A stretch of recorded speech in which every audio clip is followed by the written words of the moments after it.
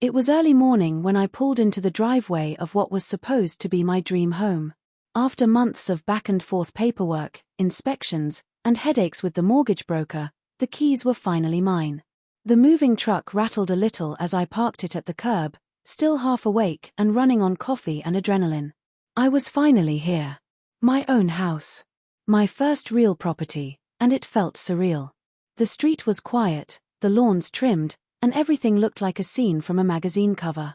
At least, that's how it looked until things started to feel off. I stepped out of the truck and stretched. The air was cool, the sun just beginning to rise, and I was actually excited to start hauling boxes. Not because moving was fun, but because every box I carried inside meant I was one step closer to being settled. I popped open the back of the truck and started bringing out furniture pads and a dolly when I noticed a curtain flutter in one of the windows across the street. It didn't seem like much at first. Just a neighbor being curious, I figured. Normal stuff. People like to peek when someone new moves in. But then it happened again, different window, same sudden movement. I shrugged it off. First day here. Of course, people were going to look. I had just made my third trip from the truck to the front door when I saw her. Short grey hair, arms crossed, standing perfectly still by the mailbox directly across from me. She wasn't waving. She wasn't even trying to hide the fact that she was staring. Just watching. And writing something down on a clipboard. Who even uses a clipboard anymore? She didn't say a word. No welcome to the neighborhood or need a hand. Just the kind of hard stare you'd expect from a bouncer, not a retiree. I offered a smile anyway, half-waved, and went back to my truck. Maybe she was just nosy. Or maybe bored. It's not like anything exciting usually happens during a quiet suburban morning. I brought out a few sealed boxes marked kitchen and balanced them in one arm while closing the tailgate with the other. When I turned around, she was gone. Didn't think much of it. There was work to do. Time was tight, and I wanted to finish unloading before the day got too hot. I was halfway up the driveway with the boxes when I heard it, 2 short honks. Not from the street. Behind me.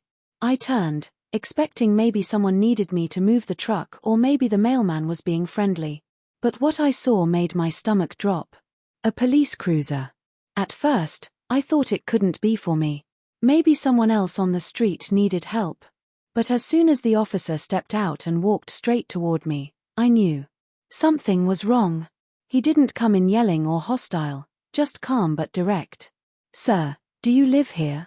It was such a strange question, especially when you're holding a box of kitchen towels and you've got a moving truck open in front of the house. I blinked, trying to process what he was saying. "Yeah. I just bought this place." He gave me a long look, like he was measuring how much of that he believed. "Do you have any ID on you? Proof of ownership?" Now I was confused. And maybe a little offended.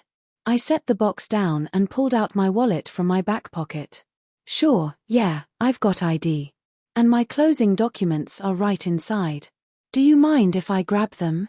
He nodded but didn't say much else.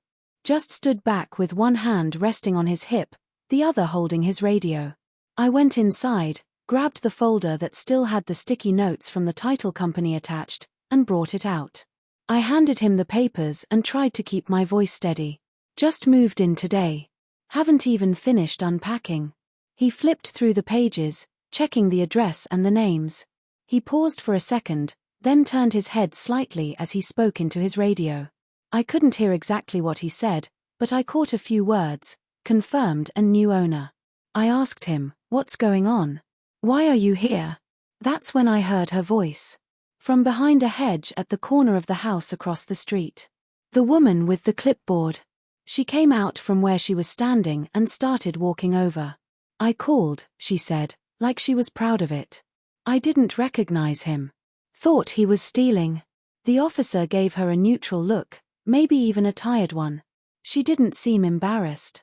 She was absolutely certain she had done the right thing. She looked at me like I was the criminal. Like I didn't belong. I couldn't believe it. I was in my own driveway. In front of my own house. Holding boxes with my name on them. And she'd called the cops. But what shocked me more was that this wasn't some random nosy neighbor. She introduced herself as the head of the HOA. Like that meant she had authority over me. Like that gave her the right to call the police instead of walking 10 feet and asking me who I was. The air shifted the moment she said those words, head of the HOA. Like she expected it to carry weight, like I was supposed to step back and explain myself just because she held some imaginary neighborhood badge. She didn't ask my name, didn't offer hers. She just stood there with her arms crossed and a look on her face like I'd been caught red-handed loading stolen furniture into someone else's home. The officer, to his credit, kept his cool. He glanced at me, then back at her. He's the new owner. Everything checks out. There's no issue here. She didn't flinch. Well, no one told us there was a sale, she said, voice sharp like she was delivering a verdict. We weren't notified. And it's very suspicious to see someone unloading things so early in the morning. It looked like a robbery. It was 8:15 a.m. I could barely process how she twisted things so fast. I wasn't even angry yet, just stunned. I didn't know whether to laugh or say something, so I just stood there as she kept digging deeper. We have rules in this community. We require all homeowners to notify the HOA before moving in. There's a process. There are forms. We do background checks. That's when I realized this wasn't just a misunderstanding. This woman truly believed she had control over me, over who could move in, and when, and how. Like I needed her permission to carry my own stuff into my own house. I looked at the officer, waiting for some sort of reaction. He gave me a quick nod, like he'd seen this type before. That's between you and the HOA, he said. Legally, he's allowed to be here. He owns the property. We won't be taking any action. Her lips tightened. You could see her trying to hold it together, like she wasn't used to being told no. And definitely not by someone in uniform. She turned her attention back to me, but her tone changed. Now she was trying to be civil, maybe save face. Well, I suppose now that it's confirmed, she said, like she was the one granting approval. But you'll still need to fill out the proper HOA documentation. We don't tolerate unregistered activity in this neighborhood. We have standards. I wanted to say something then. Something sharp. But I held back. Not because I was afraid, but because I could already tell this was just the beginning. There was something about the way she looked at me that told me she wasn't finished. This wasn't just about one morning. This was a power game and she wasn't used to losing. I thanked the officer. He gave me a small smile and said, "Good luck settling in," before heading back to his cruiser. As he drove off, I caught one last glance at the HOA lady standing there like she was guarding a kingdom gate. The rest of the day was a blur. I tried to focus on unpacking, moving boxes room to room, setting up my mattress, plugging in appliances. But every time I stepped outside, whether to grab another load or toss out packaging, I felt eyes on me. Not just hers. Other windows too. Blinds shifting, silhouettes ducking just out of view. It was like the whole block had been put on alert. I didn't understand it. Was it because I didn't fit some mold they had in their heads? Because I moved in without throwing a welcome party? Or just because Karen, and yes, I started calling her that in my head, had decided I was a problem before even learning my name? Late that afternoon, I found a note taped to my front door. No envelope. Just a sheet of paper typed out in big, bold letters. Asterisk asterisk as a reminder, all residents must obtain HOA clearance before initiating any moving activity. Violation of Article 3A may result in fines. Please submit your homeowner registration form immediately. HOA President asterisk asterisk. It wasn't a greeting. Not a welcome. Not even a neighborly heads up. It was a warning. On my first day, I sat down on the porch with a bottle of water, sweaty, tired, and frustrated. I had moved here to get some peace. To have space. A place that was mine. But here I was, already being policed, watched, threatened with fines, all by a neighbor who didn't even have the decency to knock and say hello. I looked across the street. Her curtains were closed again. But I could feel it, she was still there. Probably watching. Probably waiting for me to react. She had called the cops on me for moving into my own home. And now she wanted to act like I was the one breaking the rules. Something told me this wasn't going to be a one-time encounter. The next morning, I woke up to the sound of a leaf blower, loud, relentless, and coming from right outside my bedroom window. I hadn't even unpacked my curtains yet, so sunlight poured into the room as I stumbled toward the window to see what was going on. There she was again. Karen, in all her glory, standing on the sidewalk with a man I assumed was her husband. He held the leaf blower, moving it aimlessly around my front yard like he had a mission from God. She pointed at different spots in my grass like a general directing troops. My lawn wasn't even messy. I hadn't lived there more than 24 hours. But there they were, uninvited, blowing imaginary leaves from a yard that didn't belong to them. I opened the front door, trying to keep my voice calm. "Hey, what's going on?" Karen turned around with a big fake smile like we were old friends. "Oh, just helping you out a bit," she said cheerfully. "We like to keep things looking clean around here." I stepped outside, barefoot, rubbing the back of my neck. "I appreciate the gesture, but I've got it." "You don't need to do that." Her smile didn't move, but something in her eyes changed. "Well, we just thought we'd lend a hand before it got out of control. We have a neighborhood standard to maintain." I looked at her husband. He gave a quick shrug and turned off the blower, clearly just doing what he was told. I thanked them again and watched as they slowly packed up their things and walked across the street. But she wasn't done yet. As she reached her driveway, she called over her shoulder, "Don't forget about the form. We need it by the end of the day." I shut the door and leaned against it, trying to figure out what kind of world I had just stepped into. It wasn't just about power, it was about control. She didn't want neighbors. She wanted subjects. People who followed her system, checked her boxes, and asked for permission to breathe. After breakfast, I sat down to review the HOA packet I'd picked up from the title company. I hadn't paid much attention to it during closing. It was just one more thing in a pile of paperwork. But now, it felt like it held the key to understanding exactly how deep this woman's reach went. And wow, there were rules for everything. The color of your front door. The types of plants allowed in your garden. How long your trash cans could sit on the curb. There was even a section about approved seasonal decorations, complete with dates and font sizes for signs. It was like moving into a mini dictatorship. I flipped to the page labeled New Resident Registration and saw it, her name, printed in bold at the top, *** Karen Delancey, HOA President ***. Her phone number, her email, her house number. All official. All staring me in the face like a threat wrapped in Times New Roman. Part of me wanted to just ignore it. Toss the form in the trash and live my life. But something told me that wasn't going to work. Not with Karen. She wasn't going to let this go. And if I didn't handle it the right way, she'd find every excuse to make my life harder. So I filled out the form. Name, contact info, date of move-in, signature. Simple stuff. I didn't include my work hours or emergency contacts like she requested in the optional for safety section. That felt more like surveillance than safety.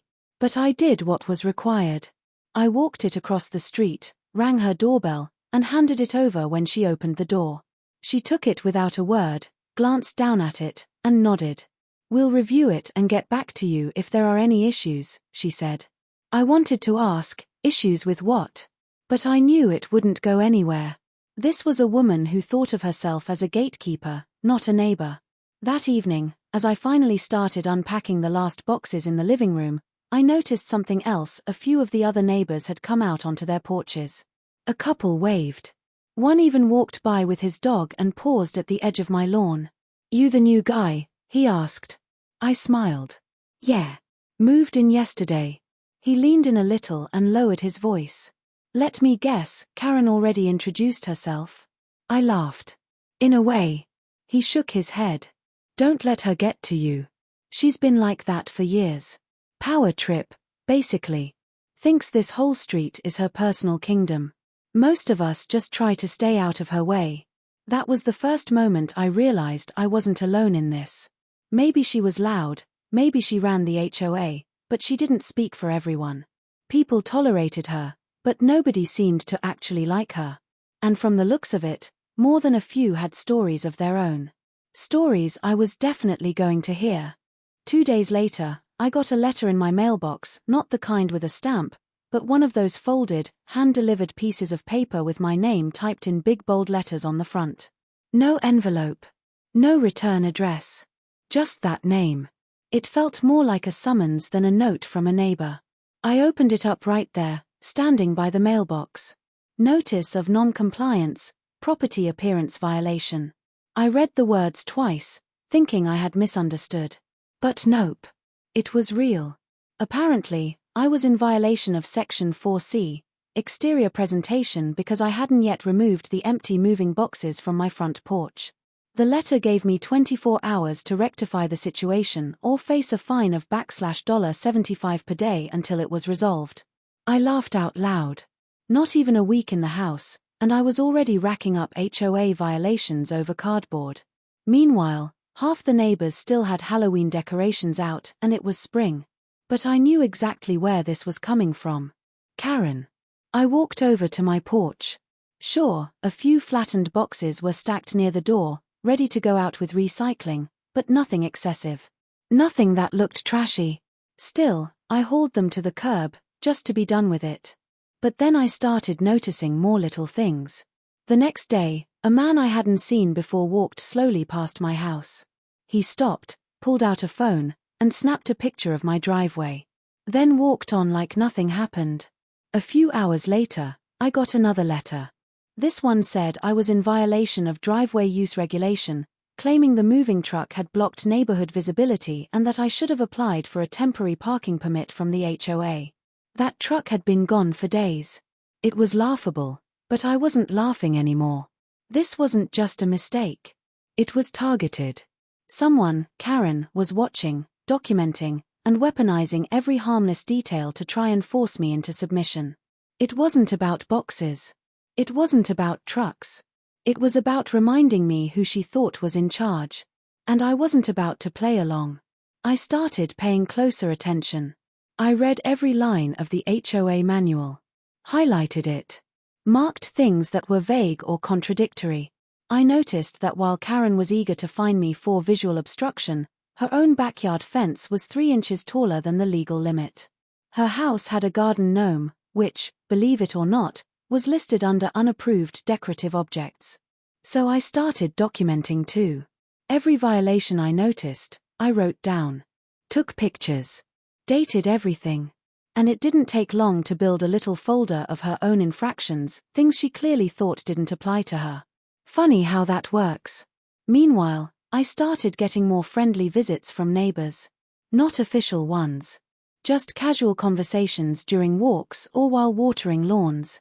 One guy, Mr. Stevens, lived a few doors down and had been there for over a decade. He leaned on his cane and chuckled when I told him about the driveway violation. She pulled the same thing on me, he said. Back when I put in a new mailbox. Said the color was too bright. Can you believe that? Then there was Jessica, a young mom who lived at the end of the cul-de-sac. She came over with a welcome pie, an actual pie, and whispered that Karen once gave her a written warning because her kid's bike was left on the lawn for 20 minutes. She patrols the street like it's her job, she said. But here's the thing, she's not even elected. No one ran against her for years. She just kept signing up. That's when it really clicked. Karen wasn't powerful because people liked her. She was powerful because nobody had bothered to challenge her. Everyone was either too busy or too fed up to deal with it. So she made herself the queen of the neighborhood, using the HOA as her crown. But now, there was something different. People were talking. And Karen didn't seem to like that. The next morning, as I stepped out to water my plants, I noticed something strange. My trash cans were missing. Not tipped over, not misplaced, completely gone. I walked up and down the block to see if they were moved. Nothing. I checked the HOA rules again. Sure enough, trash bins had to be properly stored out of view within 12 hours of pickup. But I had put them out the night before pickup, same as everyone else. I checked my doorbell camera. And there it was. Around 10 p.m., a figure in a hoodie and gloves walked up, grabbed both cans, and wheeled them away out of frame. I couldn't see the face, but the body language looked familiar. Quick steps, straight posture, and oddly confident for someone stealing garbage bins. Now I was more curious than ever. This wasn't just some random neighbor feud. This was calculated. And I was starting to think she didn't realize who she was messing with. The moment I watched that footage, I knew I had something solid. Not just gossip, not just speculation, proof. Someone had deliberately removed my trash cans under the cover of night. And while the footage wasn't crystal clear, the figure's build and stride looked a lot like Karen's husband. I'd seen him doing his leaf blower routine. Same hunched shoulders. Same quick, tight walk. And gloves. On a warm night. That didn't scream innocent neighbor out for a stroll. Still, I wasn't going to jump to accusations. I'd learned quickly that with people like Karen, you don't yell, you document. You stay quiet, patient, and methodical. Let them build the case against themselves. So I filed a report, not with the police, not yet, but with the HOA itself. I emailed their official complaint channel listed in the handbook, attaching the video footage, a detailed timeline, and a simple, professional message. 2 trash bins were removed from my property under suspicious circumstances. Requesting investigation and replacement. I sent a copy directly to Karen's HOA email too. No emotion. Just facts. No reply. Not for 2 days. Then came another note, slipped into my mailbox. This time in bold red print. Further complaints must be processed through proper HOA channels. Unsubstantiated accusations will not be tolerated. Any attempt to harass board members or make threats will be recorded. No signature. No date. Just a warning. It was laughable, really. I never named anyone. Never made a single accusation. I simply reported a problem using the same system they kept throwing in my face. But now, suddenly, it was harassment. That's when I realized this whole HOA thing wasn't about community. It was about control. Karen had weaponized rules that were supposed to protect homeowners and twisted them into tools for intimidation. And she'd gotten away with it for years because nobody ever pushed back. Until now. Later that afternoon, I walked around the neighborhood like I had nothing to prove. Just a casual stroll. But with a purpose. I made small talk with every neighbor I passed, just enough to let them know I was friendly, open, and absolutely not the monster Karen probably described me as in the latest HOA bulletin. And here's the thing, almost everyone I talked to had a story. A couple down the street said she fined them $100 for putting up a bird feeder. A veteran next door told me she once tried to have his flagpole removed because it interrupted visual harmony. Someone even said she scolded their teenager for parking their car half an inch over the sidewalk, then reported them for it. But no one had ever stood up to her. They were afraid of the headaches. The letters. The citations. The threats. That's when I started thinking bigger. I went back home and pulled up the HOA's bylaws. Hidden deep in the packet was a rule most people probably skimmed right over. **** Members of the board could be removed by a vote of 60% of homeowners. And a new election could be called with a signed petition from just 30% of the community. Suddenly, it wasn't just about dealing with Karen. It was about removing her. I spent the next few days carefully talking to my neighbors, one by one. Not pushing. Just listening. Then I asked a simple question. If we had the chance to vote in a new HOA board, one that actually listened to residents, would you be interested? The answer was almost always the same. Where do I sign? I kept everything discreet. Paperwork in a folder, clipboard in my car. No online drama, no group chats Karen could sneak into. Just real conversations. By the end of the week, I had nearly half the signatures I needed. That's when the noise started again. Early one morning, I heard loud banging from outside. I stepped onto the porch and saw a city inspector measuring the height of my backyard fence. I asked him what was going on, and he said he'd received a complaint anonymous, of course, that my fence violated local codes. It didn't. My fence had been up for 10 years before I bought the house, and it had passed every inspection. But now, suddenly, it was a problem. I thanked him, handed him a copy of my home inspection report, and watched him nod in agreement before leaving. And I knew without a doubt who had made that call. Karen wasn't just upset anymore, she was panicking. She could feel the shift. The control she'd gripped so tightly was starting to slip. People weren't just rolling over like they used to. They were talking, organizing, getting bold. And nothing scared her more than losing the spotlight she'd built for herself. The following Monday, I came home from work and found a bright orange tag taped to my front door. At first glance, it looked like some kind of emergency notice, bold letters, all caps, printed on city paper. For a split second, my heart jumped. Was there a gas leak? A safety issue? Nope. It was a citation from the HOA. Unapproved structure, window unit AC not permitted. I stared at it, blinking. They were now coming after my air conditioner. A basic window unit I'd temporarily installed in my upstairs guest room during a heatwave. It wasn't even visible from the street unless you walked into my yard and looked straight up. Which, apparently, someone had. At that point, it wasn't even frustrating anymore, it was ridiculous. She was reaching. Grasping for anything that might trip me up. She couldn't find me for trash cans anymore, or cardboard boxes, or made-up fence violations. So now, it was air conditioning. I snapped a photo of the tag, removed it from the door, and walked inside. I sat down at the kitchen table, opened my laptop, and pulled up the HOA rules for the 100th time. I scrolled through all the sections, and guess what? No mention of window AC units anywhere. Zero. Nothing about approval or permits. It was completely made up. I typed out a calm, polite email and attached a copy of the rules, highlighting the fact that I was in full compliance. I sent it to the HOA board, CCing Karen, and once again, I waited. No reply. But I did get a response, just not the one I expected. The very next day, I noticed several small American flags suddenly disappear from 3 different lawns on the street. I only noticed because one of them belonged to Mr. Stevens, the elderly neighbor who'd shared his own Karen story with me. I saw him standing outside, confused, holding the empty plastic stick where his flag had been just the day before. He wasn't even angry. Just disappointed. She did it again, he said softly. She did this last year too. Claimed it violated the aesthetic code. But only after I voted against her in the board meeting. I didn't even have to ask who she was. That night, something changed. I wasn't just annoyed anymore. I was invested. This wasn't a petty fight between neighbors. It was a pattern, a neighborhood under siege, run by someone who thought being elected HOA president made her untouchable. And I was done playing defense. So I took all the stories, all the documentation, every letter and image and time-stamped note, and started compiling it into one document.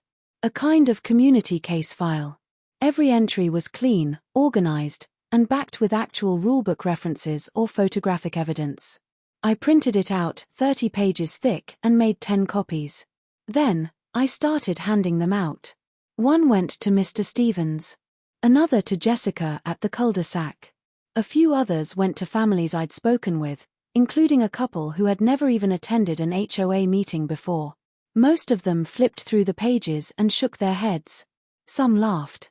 One neighbor said, "You should run for president." I wasn't planning on that. I didn't want the job. But I did want the vote. I wanted her out. The very next HOA meeting was scheduled for that Thursday. It was usually held in the community clubhouse, a beige little building with bad lighting and too many folding chairs. Normally, maybe 5 people showed up. But not this time. That night, the room was packed.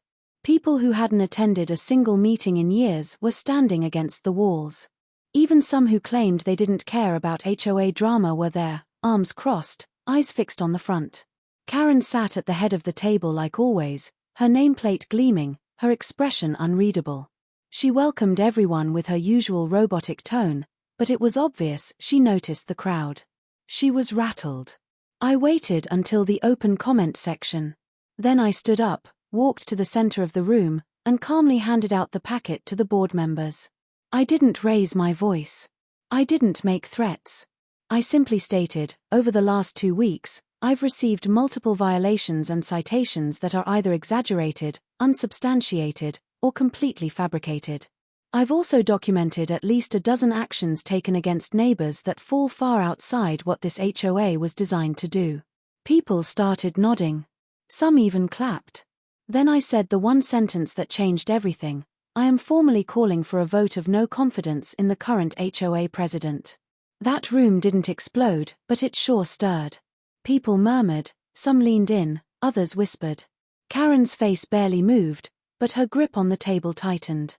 She tried to talk, but the board told her to wait. And for the first time in what must have been years, she didn't have full control of the room. If you're enjoying these real-life HOA stories, don't forget to hit that subscribe button and stick around, there's a lot more drama coming your way.